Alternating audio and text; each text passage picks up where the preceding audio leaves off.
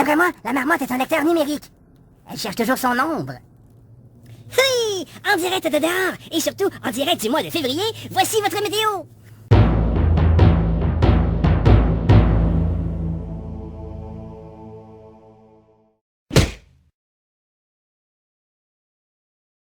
En Amérique du Nord, le jour de la marmotte est une tradition qui perdure depuis 1886.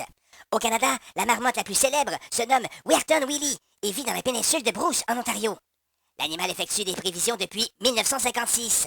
Buxton et Phil est en poste depuis les débuts, soit depuis 1886.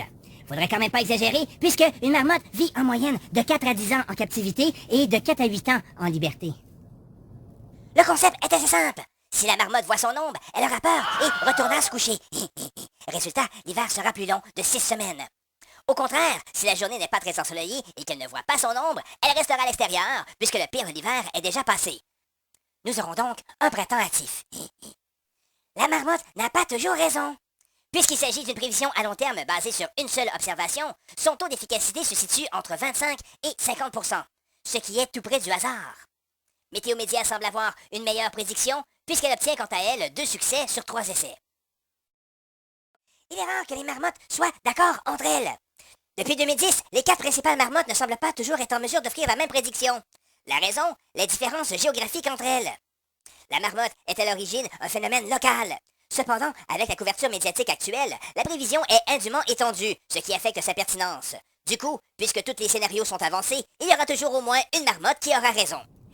Il est clair qu'au 2 février, nous sommes bien loin du printemps. En privilégiant l'ombre vue par la marmotte, elle a de bien meilleures chances de voir sa prévision se réaliser. Buxton et Phil, la marmotte américaine, est la championne dans ce chapitre. Elle voit son ombre plus de 90% du temps, même quand c'est nuageux. Alors voilà, c'est ce qui conclut cette petite météo. J'espère qu'elle vous a intéressé, j'espère qu'elle était informative. En attendant, vous pouvez toujours me suivre sur les réseaux sociaux. Je vous souhaite une agréable semaine. Au plaisir de se voir prochainement. Ciao, ciao. Eh ben oui. Il neige. Ça, c'est mon texte.